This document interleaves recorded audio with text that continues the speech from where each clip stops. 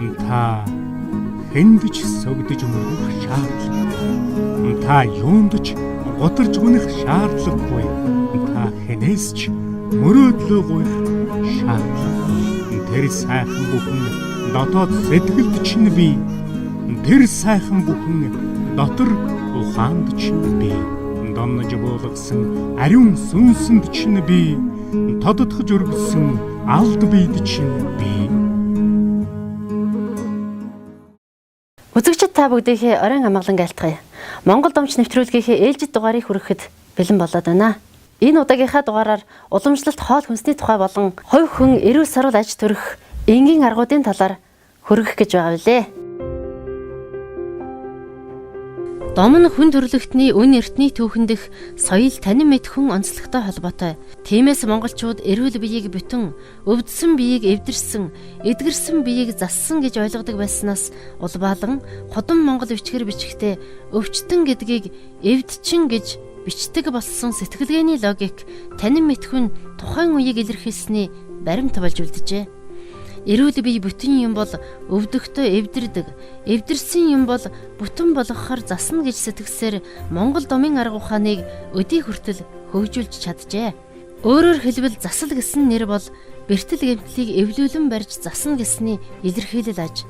Энэ утгаараа эмчилгээ гарахаас өмнө өнөөгийн эмнэл зүйн арга ухааныг засрал сайжралыг олох газар буюу газрын диважин хэмээн нэрлэдэг байжээ.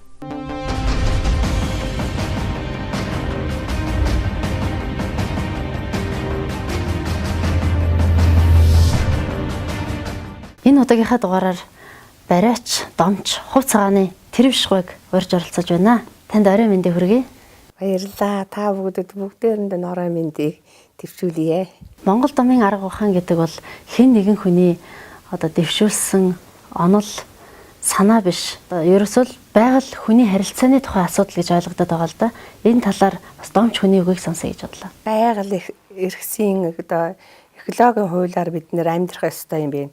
Хүн байгалийнхаа хуулийг зөрчөөд ирэхээ зэрэг адилхан хүний энергийн бүтэц өөрчлөгдөж чад байгаа юм.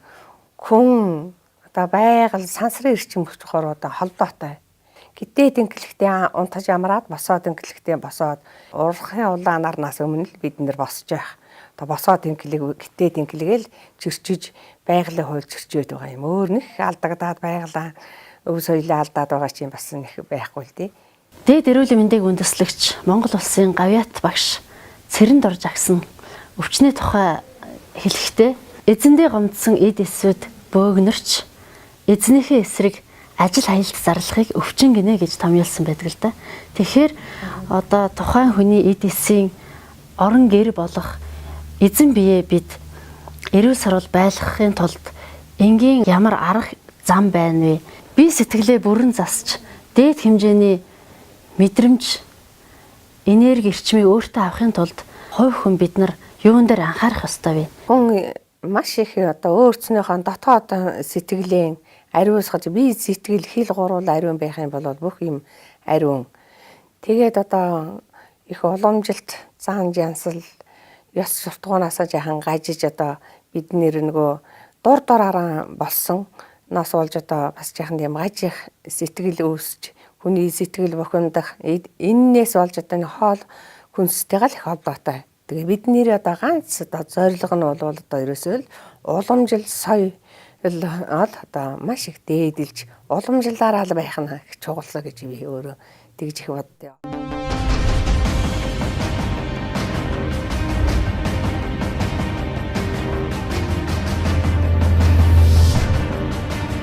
Юуны өмнө өрнийн ангаах ухаан, Монголын тэжээхүү ухаан буюу домын арга ухаан хоёрын хооронд асар их ялгаа бий. Ангаах ухаан гэдэг нь нэгэнт өвчлсөн хойно ангааж идэгнэ гэсэн ойлголт байдаг бол домын арга ухаан нь эрүүл сарвал аж төрөхөд хэрэгтэй бүхнээр тэжээн тэтгэх ухаан юм.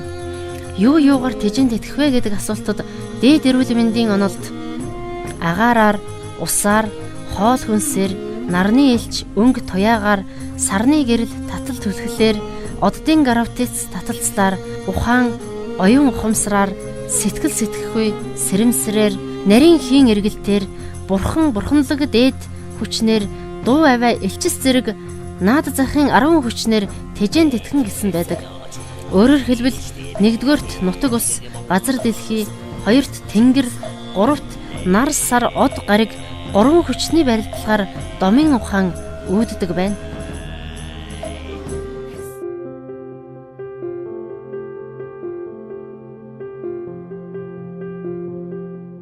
Хүмүүсийн эрүү сарвал аж төрөх бас нэгэн нууц бол хоол хүнсний асуудал байгаа. Тэгээ энэ цаг үед яг Монгол домын арга ухаантай бас л нөгөө хоолундаа холбож үзэх гээд байна л та. Тэгэхээр зөв хооллох талаар үзэгчд юмд бас сайхан зөвлөгөө өгөх байхаа гэж бодож байна. Дэлхийн орны хоол бүгд тус тусдаа өөр. Монгол хүн нэг өөр хоолтой, Хятад хүн нэг өөр хоолтой, Төвдүүд нэг өөр хоолтой, Оросууд нэг өөр хоолтой ингээд орны хоол өөр юм бэ.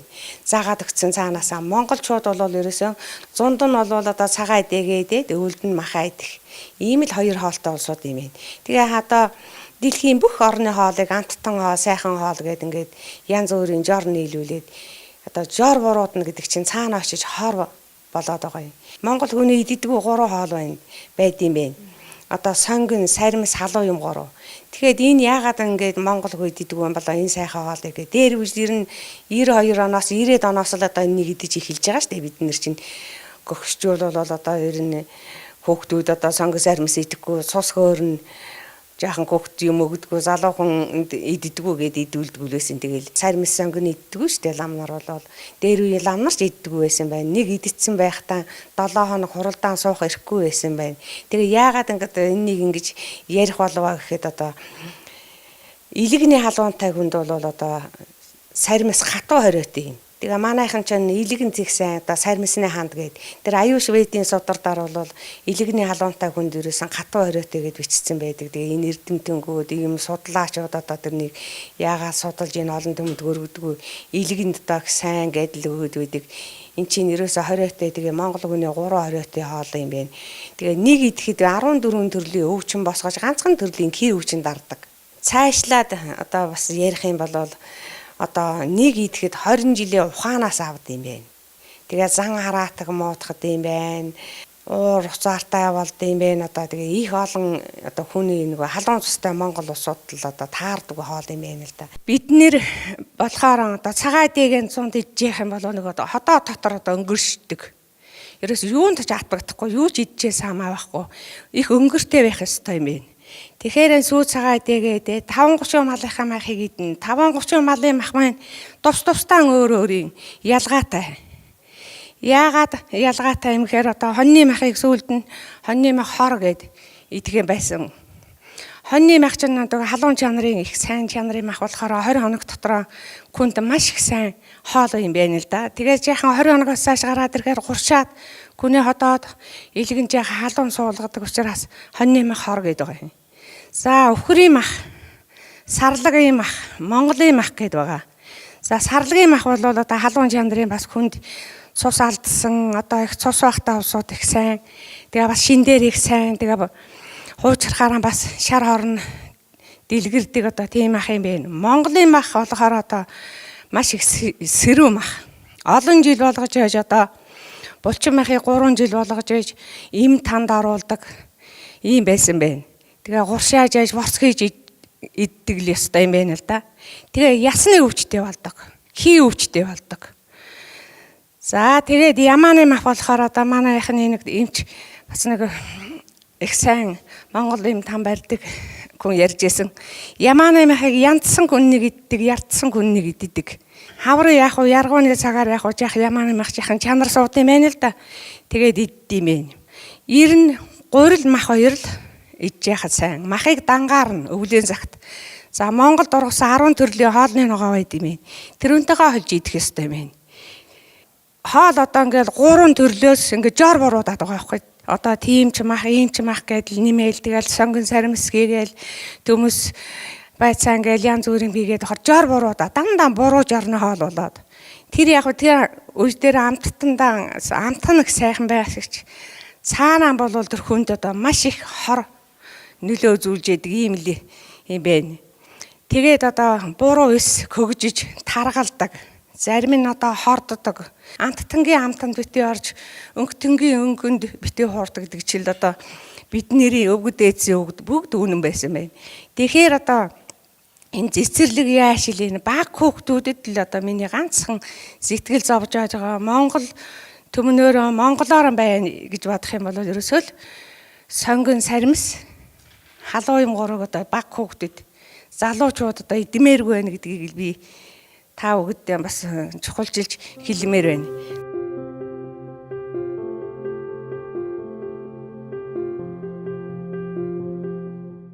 Нандим одоо хүүхд их жаах одоо их баригчны бодол их олон боломоор байна. Одоо хүүхдийн төрүүлээ тэр хүүхдийн күй тэр хүүхдийн күүг ингээд оршооноо сайхан цэвэрхэн газар юм хөдөө болоо одоо буус үлжэн дээр гаргаад ингээд оршоочход 40 жил дээр нь тэр ингээд дээш оргилоод сансрах арчим хүчтэй холбогдод юм.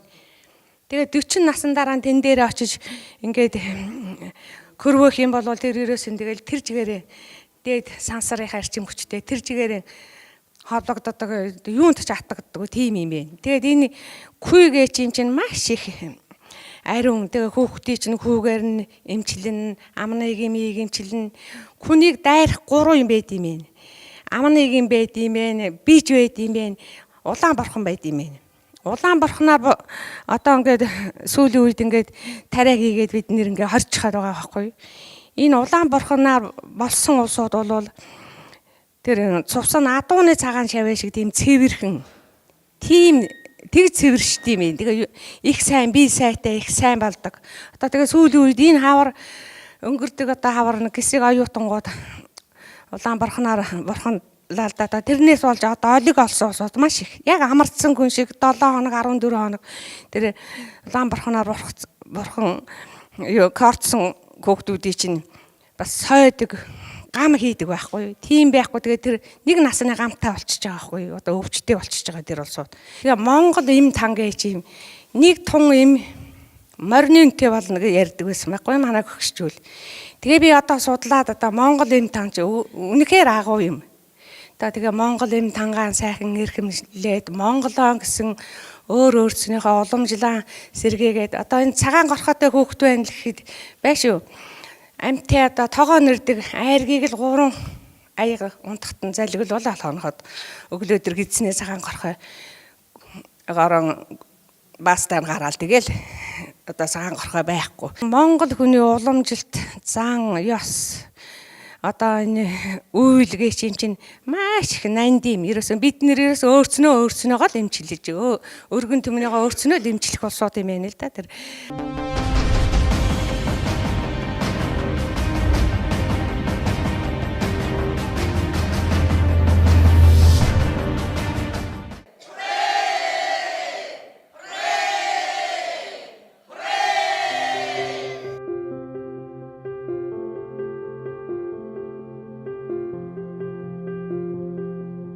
Дэлхийн хүсийг сахин манагч бидний өвгд ээдс эрт цагаас зүүн бэлгийн өндөр чадамж арга ухааны онцгой хүч чадлаараа эрүүл сарвал аж амьдралыг орон зай цаг хугацааны үе мөчлөгтэйгээр чадварлаг цогцлож иржээ. Энэ цаг үе бол энерги, эрчим хүч, сэтгэл заслын эрен үе. Тиймээс ч ардын ухаан, арга бэлэг, шинжлэх ухааны үндэстэйгээр эмнэж домдох хүмүүс нь илт тодорхой ялгарч гарч ирж байна. Тэр биш домчийн хувьд иргэд олон нийтэд үн төлбөргүй ээлжид сургалтаа явуулж байхад нь бид очиж сонирхсан юм. Уухайн дуугаар урагшилж, хорайн төрөлгээр хувь хишгээ түгээх домчийн шидэнд дутуу юм гэж үгүй.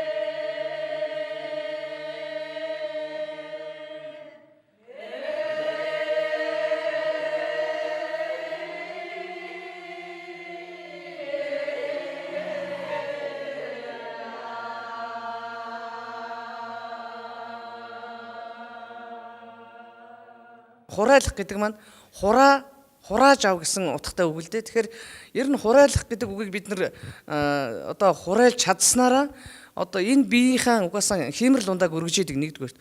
Хоёрдугаарт ерөөсөө энэ дээд эрчим хүч буюу тэр тэнгэр газрын холбосон энэ эрчим хүч маань өөрөө одоо долгионоор ингэ засарч идэг ийм үг юм байна. Тэгэхээр ер нь монгол хүн болгон хурай гэдэг үгийг ердөө өөртөө болон өрөөлд ер нь олноороо нийлээд хэлэх тусмаа өшөөх хүч чадалтай болж идэг ийм үг юм аа.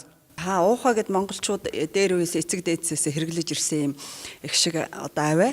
Тэгээ уухаа гэдэг нь уудлаа давах буюу урагшаага ахиж дэвших гэсэн утгыг агуулдаг. Уухааг уухааснараа одоо улс төмний хувьд, ард олны хувьд, өөрөө өрх гэрийн хувьд, өөрөө дотоод энергийн хувьд урагшилж ахдаг. Буян хишиг одоо буцгаа сайхан бүгд уудалж авдаг, ийм сайхан урагшлуулдаг аваа юм билээ. Тэгээ бидний хураач тэр хураагаад ав, ай савнда хураагаад ав, уухаа хэр урагшаа ахаад бай гэх ийм сайхан аваанууд юм билээ. Тэгэхээр Монгол хүмүүс маань бас ёс сурламжлал дээдлэхийн хэрээр зөв сайхан амьдрах тэр ирээдүйн аз жаргалаа бүтээхэд бидний амнаас гарч байгаа эрчим, амнаас гарч байгаа аваа бас бидний ирээдүйг бүтээж байдаг учраас уухагаа уухалаад урагшлаад хураага хурайлаад тов хишгээ уудалж аваад ах хэрэгтэй шүү тий.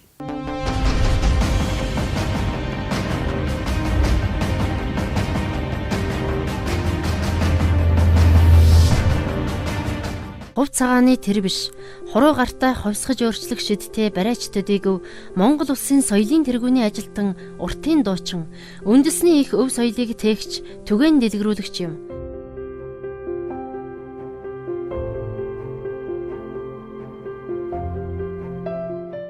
За нэвтрүүлэг маань найрын ширээний хоймроос үргэлжлэн хурж байна. Уухайн дуу, хурайн дуу, Монгол дом заслын арга ухаанд хэрхэн яаж нөлөөлдөг талаар та бас тайлбарлаж өгөөч. Уртын дууны уухай чинь одоо уртын дууны цагаан толгой. Уухайгаан сурчих юм бол одоо хүн уртынхаа дууг дуулдаг байх нь. Дом заслах бол одоо хураа гэх ч одоо маш их одоо хүүхдээ унаа таварцглаад унтсан байхад л ээж аав нь одоо хураа гэдэл одоо хураачдаг. Ингээд бүх юмны засал байгаа байхгүй юу. Одоо Монгол домын засал гэж их олон биш дээ. Төрийн дуу гэж байна. Тэгээд одоо хурвараа оруулах, байгаль дэлхийхэн засахад дуулдаг дуу гэж байна. Одоо найр хоримд гаргахад бас дуулдаг дуу гэж байна. Дом заслын дуу байна. Ерөөсөө Монгол уртын дуугаар бүх юмыг засна. Одоо түнжингүй төмөн номомшуулахаар түнжинтэй төмөн ихийг дуул гэж. Одоо Монголын одоо бүгдээрээ дуулж сурах хэрэгтэй. Уртын дуу дуулж чаддаг улсууд гэж байхгүй шүү дээ Монгол төмөн. Тийм учраас уртын дуу, уухайн төрөлөг, одоо хурай энэ бол миний дом эмчилгээний гол бас засал болдог.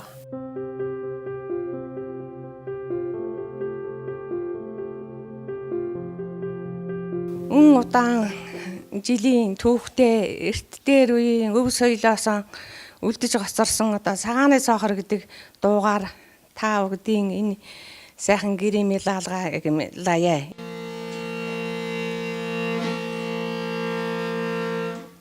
Цагааны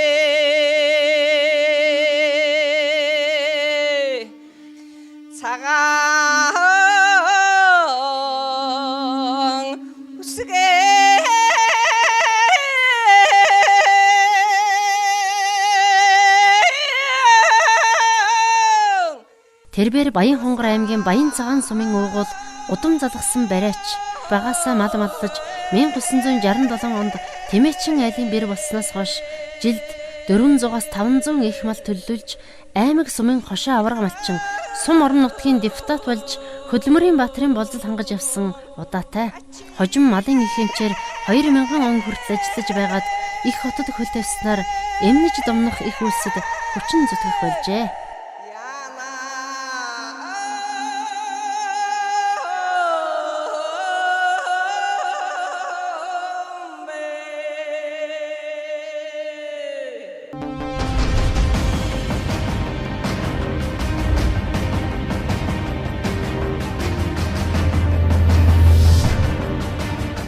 Хэдийнээс энэ Монгол дом заслын арга ухаанд суралцав, хэдийнээс эхэлж мэрэгшүү, за аль эсвэл байглаас өгөгдсөн ийм өгөгдөл байна уу? Энэ талаар бас сонирхъя гэж бодлоо. Одоо малчин гүн чинь нэг 1000 эмигийн мэддэг гүн малчин гүн. Тэгээ одоо ирхсэнж мэдэн байгаль цагуураач мэдэн мал аж ахуйгаач мэдэн нөгөө хилгүй одоо малчин яаж өвдсөн байна, яасан байна бүгдөөрнгийн одоо малчин гүн чи өөрснөө л тэр малыг эмчилж байгаа. Тэгээ тэрний арга барилаас мал их эмчилжсэн, малын яс үсэх боодог байсан. Энэ жил цаас их орох нь баг орох нь өнтөө өвлжгнө гэхэд л ургамлаа хараад бидэнд мэдчихэн шүү дээ. Хонь малчин тоглоол, ишиг урга тоглоол, мөргөлдөг юм болоод тэнгэр мохараал одоо бороо цас ордог. Тэгээл одоо намар болохоор одоо малыг усаар хураадаг байхгүй юу? 2 өнжүүлнэ, 3 өнжүүлнэ. Нэг таргын тогтоох гэж. Тэр үнтэй адилхан хүнийг одоо 5 6 цагаас хойш тэр би одоо бас шингийн юм тэр ус их уухыг одоо их хордог байхгүй юу? Мөн адилхан хүүхдийг одоо ер нь тэгж хамаагүй шингийн их уулгаад байж болохгүй тэр биений сайн витамин сайн имийг өгöd гаргачихж байгаа юм. Тийм учраас дээр үе улсууд 5 6 цаг болоод орой болохоор борвол зөөхөө будаатай заастарж гэн унт гээл хөөхтүүдээ унтуулцдаг. Өглөө босоход цангах юм байхгүй юу зүгээр л босоод ирдэг байсан. Тэгж хөөхтүүдтэй гатууж ил хүмүүжил одоо сургаж байсан байгаа. Одоо тэгэл уу гээл шингийн муу гэдэл уулгаад байгаа. Тэр одоо бас би Вялтар нь одоо бас сулрах тийм тал их байдаг байх л да.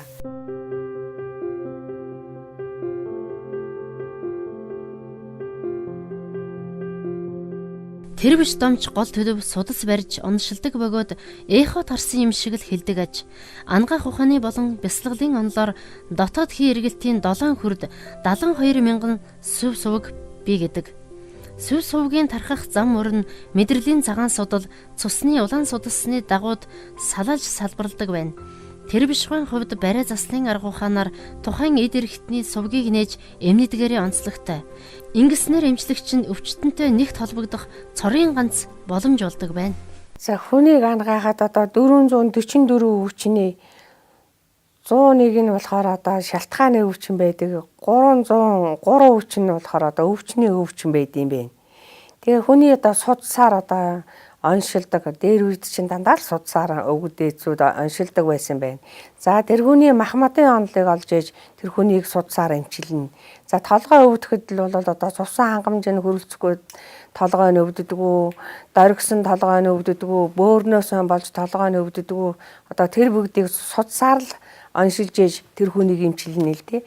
Тэгээд цус вагдалтай их ядарсан одоо толгой нь өвддөг усууд байна. Тархинд доргисон хүн байна. Тэгээд одоо цэгүүд их олон одоо нарийн цэгүүд байна. Доргисон хүн бол их амархан шүү дээ. Доргиг нь гаргачих юм бол дор нэмчлээл одоо тэгшлээл тэгэл сайхан болгочих нь. Дөнчин тарих их тарих хоёрыг бол бөөр тижээдэг. Тийм учраас хүн одоо бөөрөө маш сайн хямгтай, бөөрөндөө их сайн юм ууж одоо бөөрөө их сайн байлгах хэрэгтэй. Даарч хөрөхгүй байх. Хамгийн энзэг юм одоо хүний элэг зүрх хоёр байдаг. Тэгээ хамгийн амархан зүгээр болдог эрхтэн байхгүй юу? Одоо сувсан энэ хангамжийг сайжруулж өгөөд л элгийг сайхан цэвэршүүлээд л тэжээл өгчихөд бол одоо хамгийн амархан. Хамгийн одоо хэцүү, хамгийн их одоо эдэгдэггүй их өвчин бол одоо суудлын мэдрэл.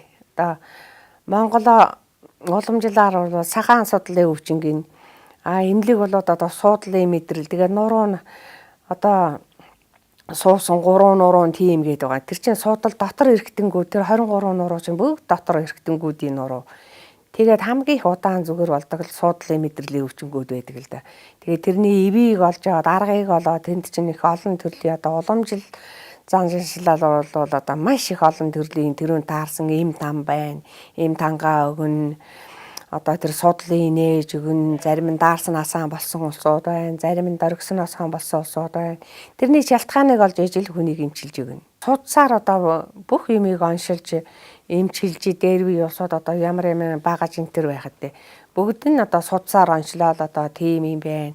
Хий биетэй хүн гэж байна. Халуун биетэй хүн гэж байна.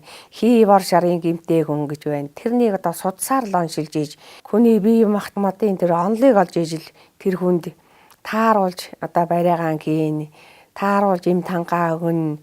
Тэгээд л сайхан болж эмчилгээ авч байгаа юм.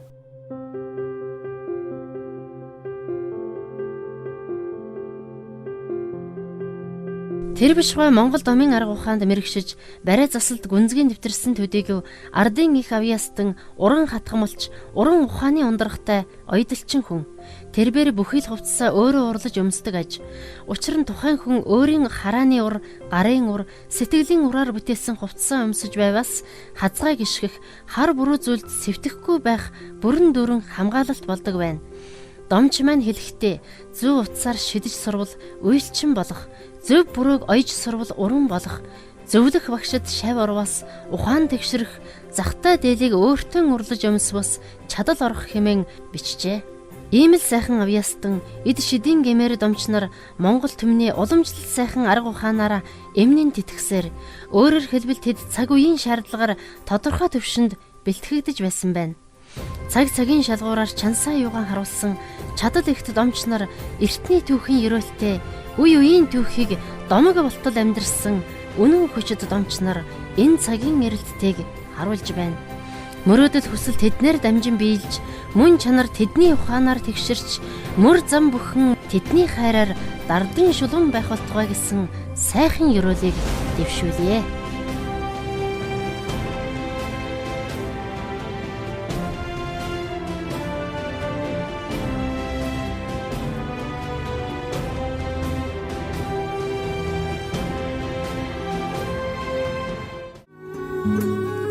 Та хэндэж согдож өнгөрөх шаардлага. Та юунд ч гутарж үнэх шаардлагагүй. Та хэнээс ч мөрөөдлөө гуйх шаардлага. Тэр сайхан бүхэн дотоод сэтгэлд чинь бий. Тэр сайхан бүхэн дотор ухаанд чинь бий. Домнож буулгасан ариун сүнсэнд чинь бий. Тодотгож өргөсөн алд биед чинь бий.